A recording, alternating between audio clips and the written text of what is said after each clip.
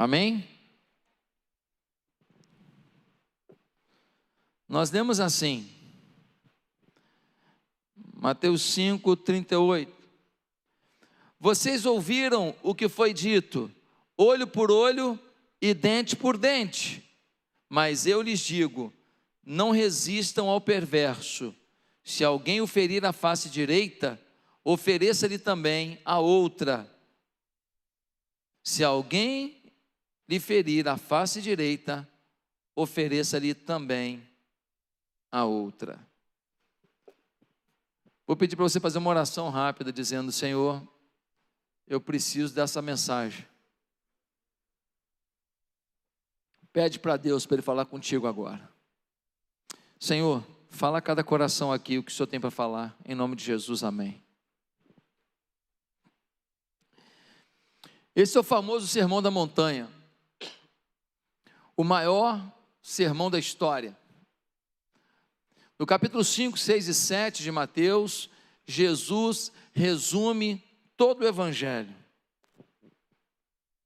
E no versículo 38, ele vai dizer algo muito forte, que ele vai dizer: olha, vocês ouviram o que foi dito, olho por olho, dente por dente. Essa era a lei de Moisés.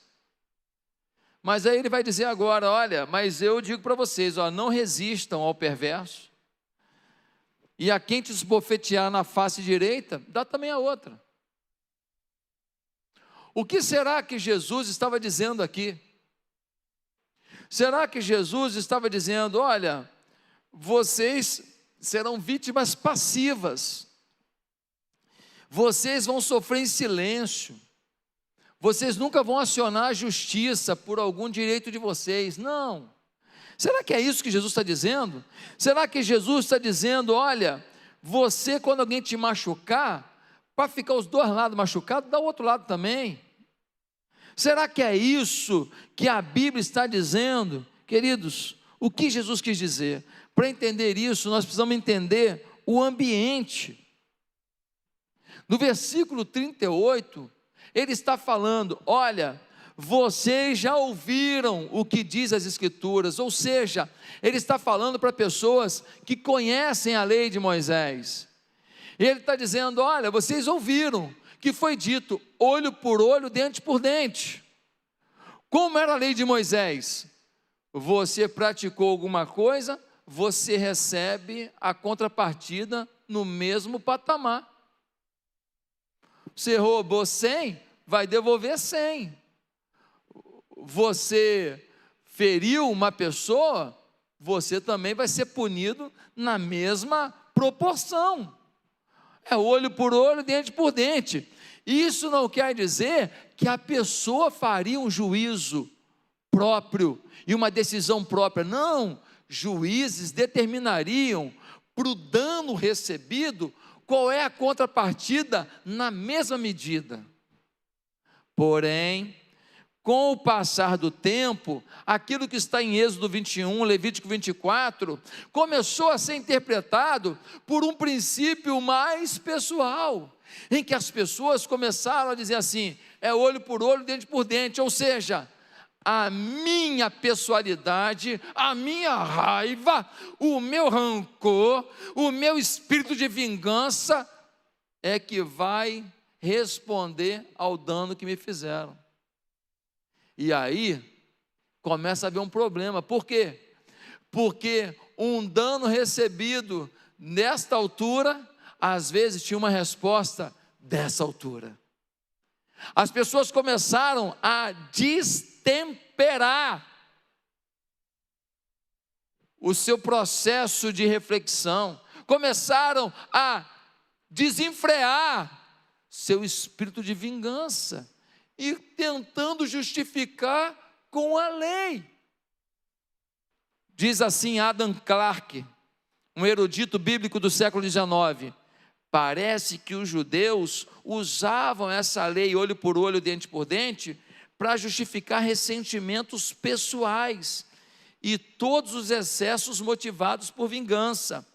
Atos de vingança eram levados a extremos e acabavam sendo mais severos do que o erro cometido. As Escrituras, porém, não aprovam vinganças pessoais. O que Jesus estava dizendo? Olha, se alguém bater na tua face direita, dá a outra. Jesus estava ensinando que não devemos nos deixar levar pelo sentimento de vingança pessoal, porque nossa vingança pessoal, ela não tem limite. Nossa vingança pessoal não tem bom senso. Nossa vingança pessoal não tem inteligência. Meus amados, nós temos que ser movidos pelo perdão, pelo Espírito de amor. É isso que Jesus está dizendo. Ele está dizendo, olha, bateu aqui, dá outra, e fala, bate, bate mesmo. Não, não, o próprio Jesus, quando em João, capítulo 18, ele foi esbofeteado, ele ficou quietinho e falou, então bate aqui. Não, ele se vingou como? Ele disse assim, você está me batendo por quê? Você acha justo o que você está fazendo? Você acha que você está amparado pela lei para fazer isso? É digno o que você está fazendo? Jesus não deu um soco, até não podia mesmo. Jesus não partiu para a briga, não. Mas ao ataque na sua face direita, ele respondeu, mas respondeu na atitude, respondeu na postura. O teólogo do Novo Testamento, William Hendrickson, ele fornece uma explicação muito apropriada para esse ensino de dar a face. Ele vai dizer que dar a outra face significa mostrar em atitudes, palavras e atos que não se está dominado pelo espírito de rancor, mas pelo espírito de amor. Em outras palavras, Jesus está ensinando que seus seguidores não devem resistir ao perverso com medidas oriundas de uma indisposição para amar e perdoar. Agora eu pergunto, é fácil dar outra face? Alguém te machuca, alguém te fere, alguém te magoa, é fácil dar a outra face? Você fez, não, está tudo bem, e pá, estou tranquilo. Não é fácil. Como dar a outra face se a nossa natureza humana é vingativa? Quando alguém faz uma coisa com você, no fundo você torce o quê? Para a pessoa se danar. Quando a pessoa te magoa, quando a pessoa fala mal da sua família, quando a pessoa faz fofoca com sua família, o que você torce? Ela virar comida de bicho. No fundo, na hora, bate uma sensação que se não for o domínio do Espírito sobre nós temos uma reação ruim. E a pessoa, ela quis uma coisa ruim para a gente quer uma coisa muito pior para ela. Meus queridos, o apóstolo Paulo em Romanos 12, versículo 18, vai dizer assim: façam todo o possível para viver em paz com todos.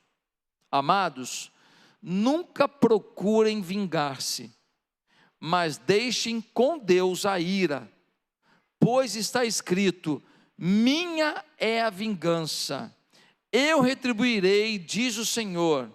Pelo contrário, se o seu inimigo tiver fome, dele de comer, se tiver sede, dele de beber. Fazendo isso, você amontoará brasas vivas sobre a cabeça dele. Não se deixem vencer pelo mal, mas vençam o mal com o bem. Olha o que o Paulo está falando. Ele está dizendo, olha, quando você faz o bem diante do mal, você joga a brasa viva, você deixa o cara desconcertado, você deixa o cara agoniado. Ele fala, como ele conseguiu agir assim para comigo, se eu tive uma atitude ruim, eu sei que foi ruim para com ele. Porque muitas vezes, a atitude que alguém tem contra você, ele fica justificando. Não, porque no fundo ele sabe que ele pegou pesado. A tentativa de justificativa é para não ficar feio no filme, é para não sair feio na foto, mas a pessoa sabe o dano que ela lhe causou, o mal que ela lhe fez. Meus queridos, nós somos chamados a ser pacificadores. É esse o nosso chamado. Quem é do diabo, bota a linha na fogueira. Quem é de Deus, joga água na fogueira. Agora, o que fica claro nessa afirmação de Jesus? Se alguém bater na tua face direita, dá a outra. Fica claro que não é ser um idiota, que não busca seus direitos. Mas fica claro que a gente precisa ter uma coisa muito importante. Por isso o tema de hoje: controle suas emoções e mude sua vida. Se nós não tivermos administração das nossas emoções, se nós não tivermos inteligência emocional, nós podemos botar a perder um casamento, um relacionamento familiar, uma amizade, uma empresa, uma sociedade, um ministério. Quantos pastores perderam seus ministérios porque não tiveram inteligência emocional diante de uma afronta? Meus amados irmãos, os exemplos de controle e descontrole emocional estão na Bíblia. Por exemplo, semana retrasada nós falamos sobre uma menina que Naamã, general da Síria, quando invadiu Israel, matando gente, talvez tenha matado o pai e a mãe dela. Ele pega uma garotinha de uns 12 anos, provavelmente, e leva essa menina para a Síria para ser escrava na casa dele. Ele foi bonzinho para ela? Ele foi o quê? Ele foi um algoz, ele foi cruel. Mas um dia, Naamã está leproso, não tem cura. É o fim da vida do general glorioso da Síria. E ela vira para a patroa e diz: olha, se ele fosse a Samaria, o profeta do Senhor o apresentaria ao Deus Todo-Poderoso e ele seria curado. Por quê? Porque essa menina tem uma saúde emocional, ela tem um equilíbrio emocional que faz com que ela não perca a chance de ser canal de milagre. Sabe por que muitos de nós não recebemos certos milagres? Porque nós não decidimos ser canal de milagres. Quando a gente não quer ser canal de milagre, a gente não prepara a nossa vida para receber o nosso próprio milagre. Imagina quando Naamã, ele vai até Israel, chega lá, ele é curado da lepra, ele se converte ao Deus de Israel, vocês viram isso, ele se converte. Quando ele volta para casa, deixa eu te perguntar, aquela menina vai ser escrava ainda? O que ela vai virar? Filha. De escrava, ela passa a ser filha. De serva, ela passa a ser princesa. Naamã é o segundo homem do governo da Síria. Tem o rei da Síria e o principal comandante dele é Naamã. Ela agora é a menina que salvou a vida de Naamã. E Naamã se converteu ao Deus dela. Ela é a única pessoa da Síria com quem ele pode compactuar sua fé. Gente, essa menina recebeu um milagre, ela se tornou filha de Naamã, não tenho dúvida. Mas para isso, ela foi canal do milagre. Mas para isso, ela teve que olhar para quem lhe tirou da sua terra, do seio de sua família, e dizer: ele fez isso comigo, mas eu tenho emoção suficiente, bom senso suficiente para produzir milagre na vida dele. Quer ver um outro exemplo? É o exemplo do rei Saul. Ele tinha um problema, um gigante Golias que ameaçava o seu exército. Vem um menino Davi, tocador de harpa, e vence o Golias. Ele coloca o menino Davi como general.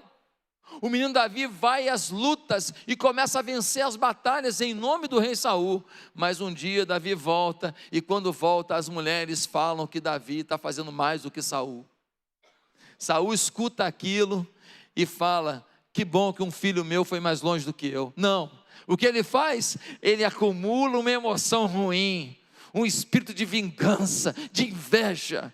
Aí ele está nervoso, Davi vai lá tocar a arma para ele, que nem minha mãe fazia quando eu era pequeno, não tocando a harpa, mas botando um LP de harpa. Tan, tan, tan, tan, tan, tan, tan. Tan, tan, tan, tan. Todo ano era isso. Tan, tan, tan, tan, tan, tan, tan, tan, tan, tan, tan, tan. Já viu? Naquela vitrolinha que tu apertava de um lado do outro assim, encaixava, tinha laranja, né? Tinha várias cores assim, a nossa era laranja, aquela. Davi vai tocar para ele. E o que ele faz? Descontrolado emocionalmente, ele pega uma lança e joga sobre Davi, tentando matar Davi. Davi se desvia da lança, a lança, pô, prende na parede. Se eu sou Davi, ou eu mato ele também, ou eu vou embora. O que Davi fez? Continuou tocando harpa. Haja equilíbrio emocional, hein? Haja controle, sim ou não? O cara jogou uma lança para me matar, meu amigo. Meu Deus do céu! Veja o que a inteligência emocional produz. Davi estava se preparando para ser rei. Queridos, e o exemplo de Jesus? Um dia Jesus chega lá no templo, todo mundo vendendo um monte de coisa, explorando os pobres que vinham de longe para ofertar ao Senhor, vendendo caro uma pombinha, uma rolinha, o tal, explorando as pessoas, fazendo uma molecagem dentro do templo. O que Jesus faz? Tranquilamente, pegou um chicote.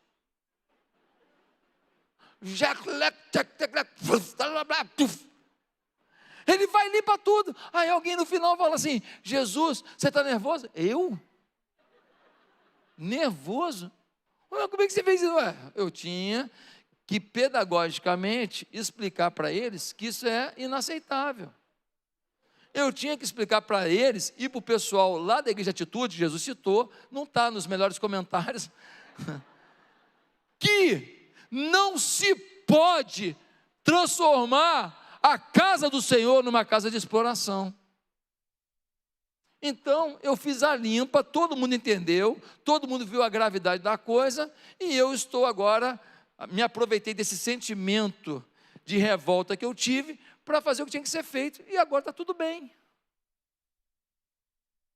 Já num outro momento, em que Jesus está sendo levado para ser açoitado, para ser espancado, para ter uma coroa de espinhos na cabeça, e para morrer, diz a Bíblia que ele foi como uma ovelha muda ao matadouro. No momento, ele responde com a intensidade necessária. No outro momento, ele responde com a intensidade necessária. Sabe o nome disso? Inteligência emocional plena. Meus amados, Jesus sabia dosar suas emoções para agir conforme o momento. Se nós soubermos fazer isso, nós vamos atingir patamares que a gente nunca imaginou. Mas se a gente não souber fazer isso, a gente vai ter problema um atrás do outro, e coisas tremendas não vão se instalar na nossa vida. Por isso é legal a gente falar um pouquinho sobre inteligência emocional. O cérebro da gente, ele é todo misturado, mas para efeito didático, as pessoas estudam o cérebro como o lado esquerdo e o lado direito.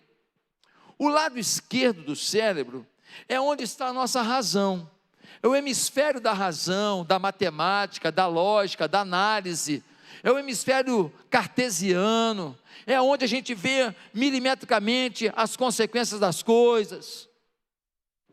O hemisfério direito é onde está a nossa emoção.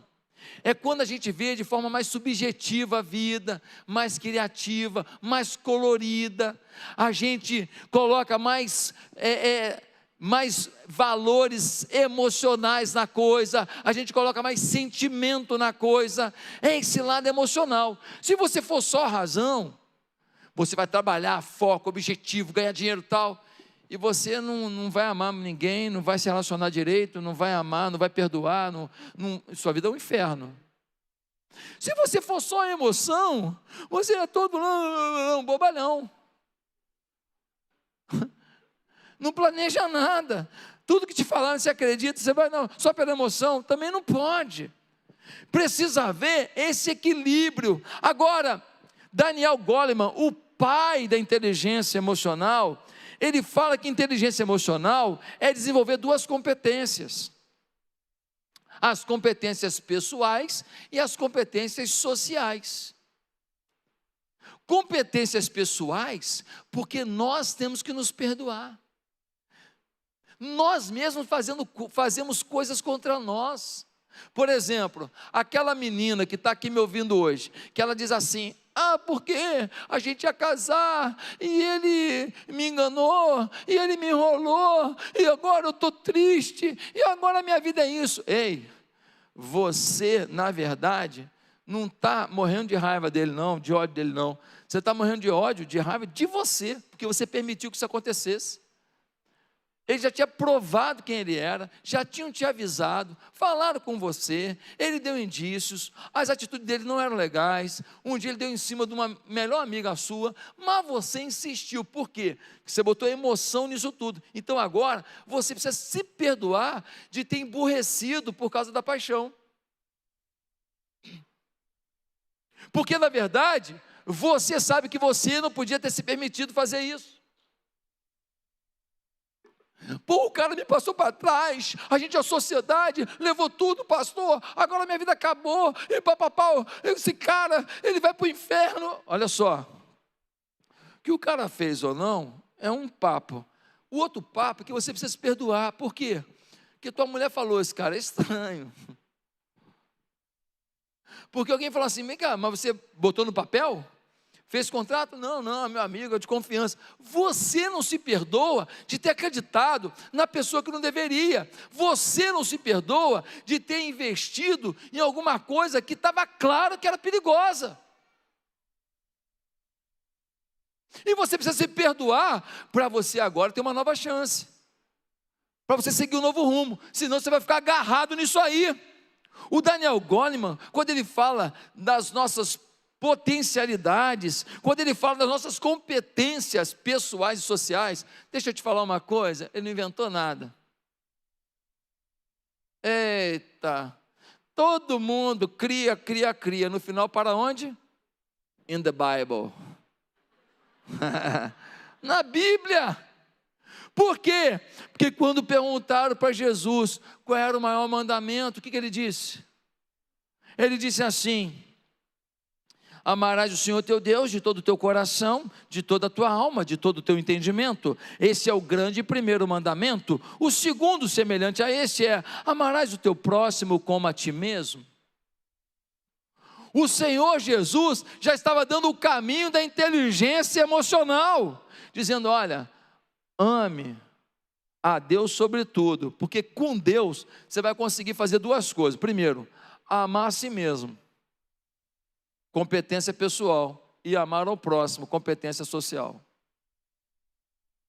É demais, não é não? É demais. O Daniel Goleman vendeu o livro no mundo inteiro, parabéns para ele. Por quê? Porque ele desenvolveu um princípio da palavra, e tudo que é fundamentado na palavra tem prosperidade, tem avanço e tem verdade. Gente, nós precisamos entender que quando a gente tem inteligência emocional, nós estamos fazendo uma conexão com o amor próprio, o amor ao próximo e o amor a Deus. Agora, quando isso acontece, a gente entra num processo que o Paulo Vieira chama de equilíbrio produtivo positivo. O que é equilíbrio produtivo positivo? O equilíbrio envolve você produzir. Se você não realiza nada, se você não constrói nada, se você não empreende nada, se você não se sente participante de alguma coisa inteligente, de alguma coisa legal, se você não se sente construindo uma coisa boa, que seja a criação do seu filho, que seja a administração do seu lar, não importa, dentro do nível, da esfera que você vive, se você não sente que você é produtivo, que você empreende algo valoroso, isso faz você se sentir ainda faltando alguma coisa. Porém, ele está falando de equilíbrio produtivo positivo. Por quê? Porque se essa produtividade começa a tirar de você tua tranquilidade, tua paz, teu tempo de descanso, tua fé, tua comunhão com Deus, tua amizade com as pessoas, teu casamento, o que está acontecendo? Esse equilíbrio produtivo positivo não está acontecendo. A produtividade virou negativa. O que Deus está dizendo é: eu tenho um projeto produtivo para você, mas tem que ser positivo, hein? Não que você não tenha problema, não que você não tenha luta, mas você tem que estar em paz com você mesmo, feliz com você mesmo. Você não pode deixar de perceber que o passarinho existe, você não pode deixar de perceber que o vento está batendo na tua cara, você não pode deixar de perceber o prazer de dar um mergulho numa água geladinha num dia de sol escaldante. Você não pode deixar de perceber que as nuvens fizeram um formato diferente, está parecendo até um coração. Quem está me entendendo? Queridos, pessoas que têm habilidades emocionalmente falando, trabalham bem os seus sentimentos. Sentimentos tóxicos é o oposto da inteligência emocional. Talvez alguém diga: pastor, que pensamentos tóxicos são esses? São os pensamentos que a vida registrou na sua história. Como assim, pastor? Algumas pessoas aqui gravaram o seguinte sentimento: mulher não é confiável. Por quê?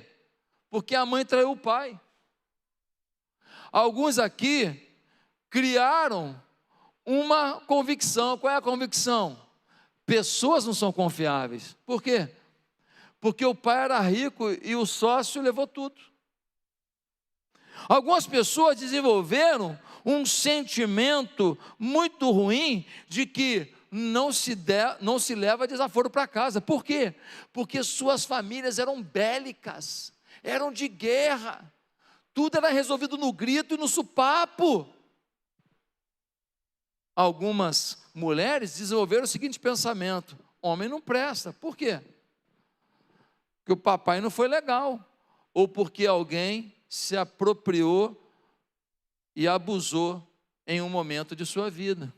Queridos, essas coisas, esses pensamentos ruins, eles estão marcados em nós: tristeza, dor, inveja, raiva. O que vimos e sentimos no passado vai ficando registrado em algum canto do nosso coração, da nossa mente, do nosso entendimento. E esses pensamentos ruins, eles travam a gente para acreditar no melhor. Existem também pensamentos bons que aconteceram conosco ao longo da vida. Por exemplo, alguns têm a sensação de que casamento é legal. Por quê? Porque o pai e a mãe se davam bem. Alguns acham o seguinte: na vida, se tiver esforço, a gente chega lá. Por quê? Porque tinha um tio que era a referência daquela pessoa, e aquele tio era pobre de maré de si, batalhou, montou um negócio, a coisa avançou, e ele inclusive ganhou dinheiro para ajudar a família inteira. Então aquele moleque olhava para o tio e falava: é possível chegar lá. Então ele criou uma crença positiva. Talvez alguém aqui tenha um pensamento de que filho é coisa boa. Por quê? Porque foi muito amado pelo pai. Ou seja, existem pensamentos bons e ruins. As boas memórias criam crenças positivas. Mas a rejeição, o abandono, a reprovação leva a crenças negativas que travam nossa capacidade de sermos felizes e ousados em direção ao nosso propósito de vida. Por exemplo, a mãe tinha que sair de casa para trabalhar. E ela tinha que sair, era necessário.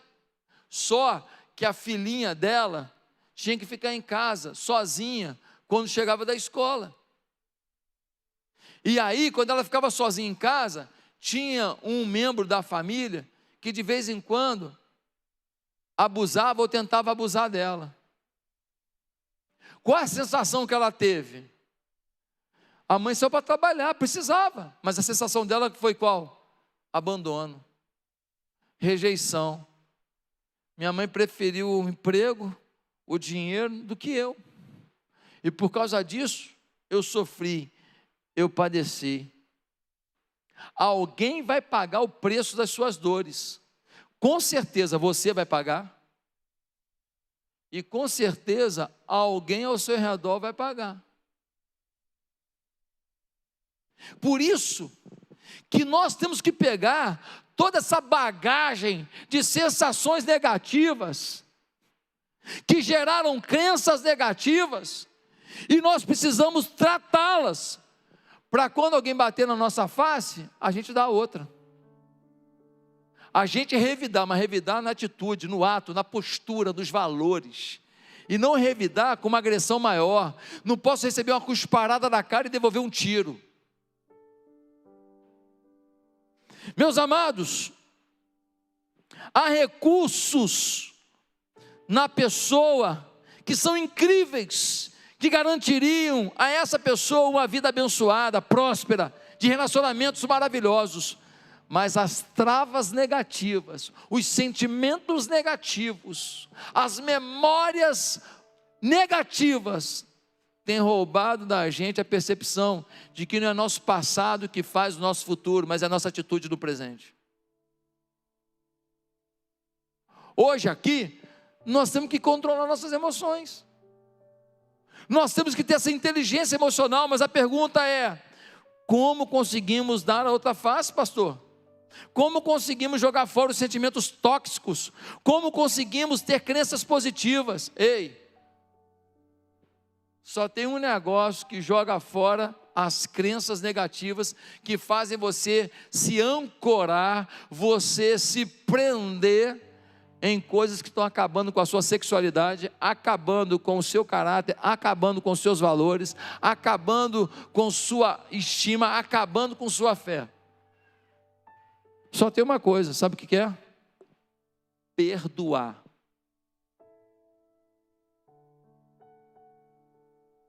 Perdoar. Gente, perdoar é a melhor forma de jogar fora os sentimentos tóxicos. Pastor, mas não é fácil. Pode não ser fácil, mas é possível. Você concorda? É possível. E nós temos que ter uma postura e ter uma atitude em direção ao perdão. Perdão pelos seus erros que você provocou a você mesmo e perdão aos outros. Quando você teve memórias negativas, experiências negativas, de alguma maneira alguém é o ator desse processo. Alguém interferiu. A professora da escola que falou para o menino assim: nota ruim de novo, tu é burro, hein? O pai que falou: a tua irmã, menina boa, você é um monstro. Quantos de nós ouvimos coisas que na hora parecia apenas: eu fiquei com raiva, falei, mas ela sabe que não é bem isso. Ela sabe não.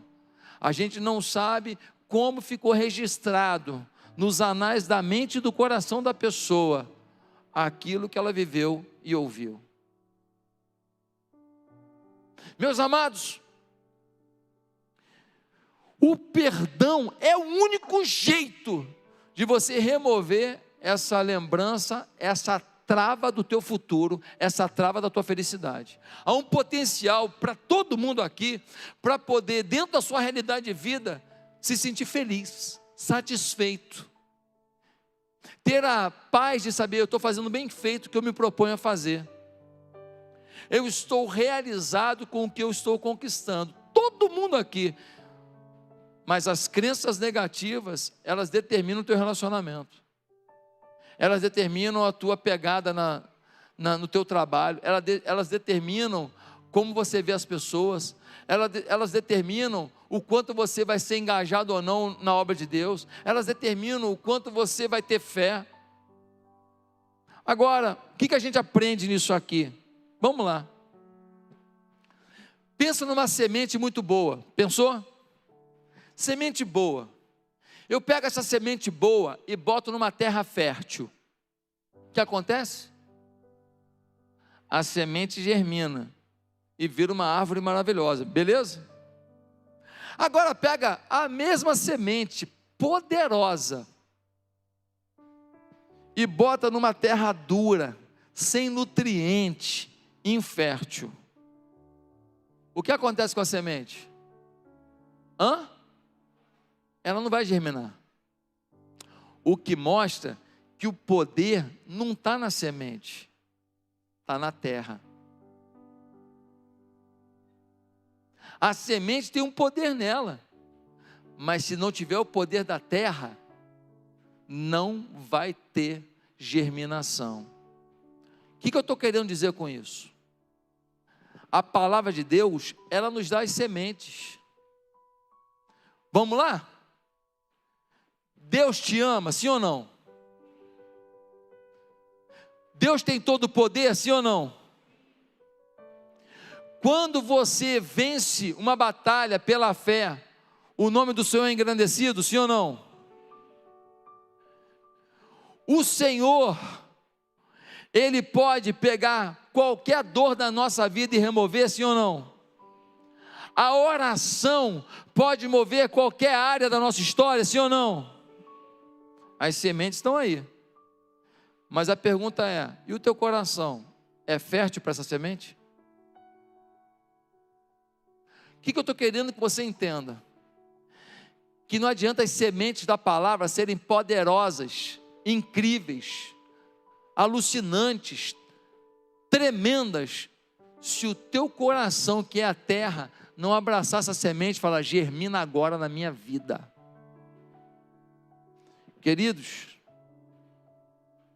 você tem que saber que Deus semeia coisas tremendas para a sua felicidade, para o cumprimento da sua missão na terra. Mas se o teu terreno do coração não for agora totalmente fertilizado pelo Espírito de Deus, talvez você passe por muitas mensagens como essa, e muitas coisas que Deus queria que você vivesse ministerialmente, empresarialmente, na sua família, você não vai viver. Provérbios capítulo 4, versículo 23, Salomão vai dizer, sobre tudo que se deve guardar, guarda o coração, porque dele procedem as fontes da vida. Seu coração é a fonte de tudo. Um bilionário, um dia desse, semana passada, perguntaram para ele, um bilionário brasileiro, vem cá, vamos dizer que você perdeu tudo. Você perdeu tudo. Como você começaria de volta? Aí ele falou assim, perdi tudo.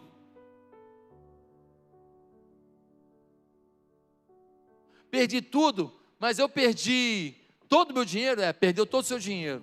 Como é que você começa de novo a sua vida? Ele falou, mas eu perdi minhas conexões, meus contatos, que eu consegui ao longo da vida. Perdeu todos os seus contatos. Aí ele falou assim, mas eu perdi também o meu dinheiro, o meu conhecimento. Aí ele falou assim, não, o seu conhecimento você manteve. Você perdeu os seus contatos, seu dinheiro todo, mas você manteve o seu conhecimento. O que você faria? Ele falou assim, olha, eu sou um bom vendedor, sei fazer gestão de vendas, sei fazer gestão de vendas em multiplataforma. Com esse conhecimento eu vou começar a vender alguma coisa de alta requisição do mercado, para girar esse dinheiro, e vou vender por aqui, por ali, assim, assado, e tal. Ele falou assim, mas quanto tempo você leva para ser milionário? Ele falou assim, eu faço 1 milhão em 1 ano. Com o meu conhecimento eu faço em 1 ano. E para ser bilionário? Talvez uns 7, 8 anos.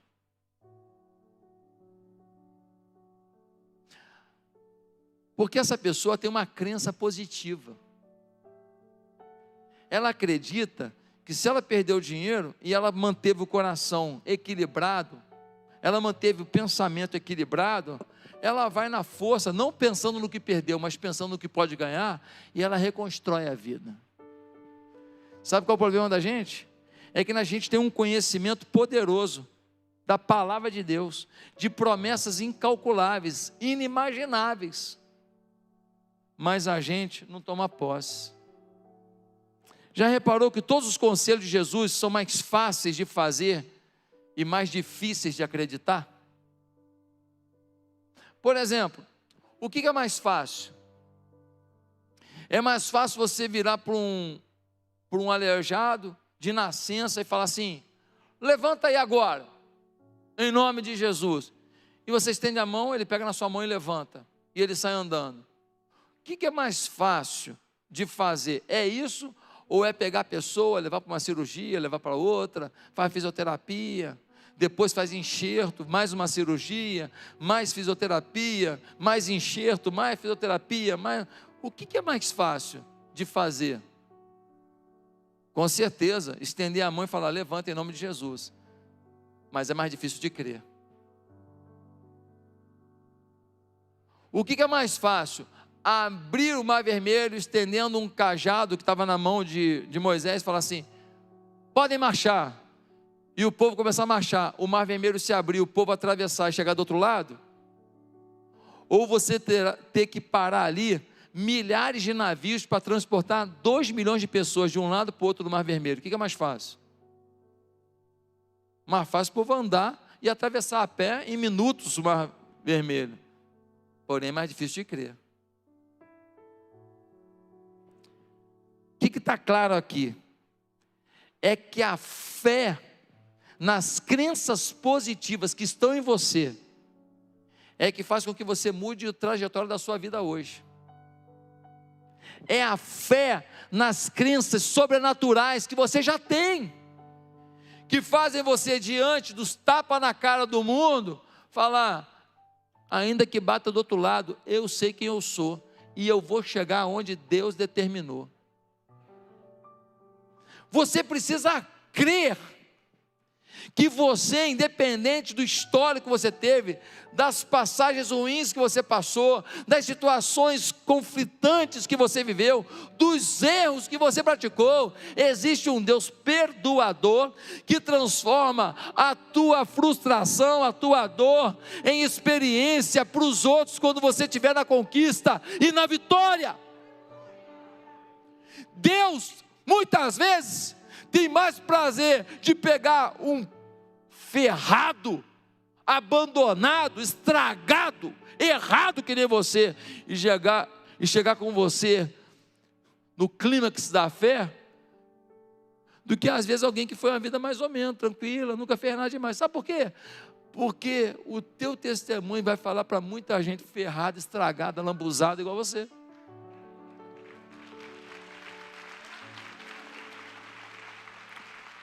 Hoje, eu queria te perguntar, será que você vai crer nisso que a gente falou? Você vai crer que as crenças positivas que o Espírito de Deus colocou dentro de você, que elas têm que agora jogar para fora as crenças negativas, derrotistas, as crenças desesperadoras que estão sobre a tua vida? Você só será tudo que Deus quer que você seja, se você acreditar em tudo que Deus já te disse. Curva a sua cabeça nesse momento. Eu quero perguntar, quantas pessoas aqui estão hoje tomando uma posição de falar, eu vou remover agora todos os sentimentos tóxicos. Eu vou pedir perdão agora de todos os meus erros. Eu vou pedir perdão agora de todo mundo que eu acumulei comigo porque eu não perdoei. Eu vou viver leve, eu vou sair daqui leve. Hoje o terreno ficou fértil. Hoje as sementes da palavra, sementes boas, estão germinando na minha vida. Se você tem alguma coisa, alguma crença negativa que trava o teu destino, que trava a tua vida, você vai jogar fora agora. Talvez você se comparou com alguém da família. O fulano sabe, eu não sei. O fulano é bom e eu não sou. Eu quero que você agora destrave isso na sua vida. Segunda coisa que você vai fazer é pensar, como que eu vou fazer isso se eu nem tenho Jesus no coração como Senhor da minha vida? Esse processo começa com Jesus. Eu queria perguntar, tem alguém me ouvindo agora, aqui ou pela internet, que ainda não tem convicção plena de que entregou a vida a Jesus, que teve uma experiência com Jesus? Será que tem alguém me ouvindo agora que está dizendo assim, eu ainda não tive essa sinergia com Jesus, essa entrega a Ele? Pois eu quero dizer para você que o controle das suas emoções, que a inteligência emocional plena, só virá se você entregar sua vida a Jesus. Só a Ele para garantir essas competências da nossa vida. Você precisa se humilhar diante dele, pedir perdão dos seus pecados e falar: Deus, muda a minha história, muda a minha vida. Você quer isso agora? Aonde você está, você em casa também, você pela internet, você em casa, agora, faz uma oração comigo, se você quer começar uma nova vida com Jesus. Repete comigo: Santo Deus, eu te louvo por esse momento, eu te louvo pela mensagem que eu ouvi, e eu me arrependo dos meus pecados, e eu recebo Jesus como Senhor. Senhor, dessa vez é para valer, Senhor da minha vida. Eu não sei como vai ser, mas eu confio que Ele vai fazer na minha história.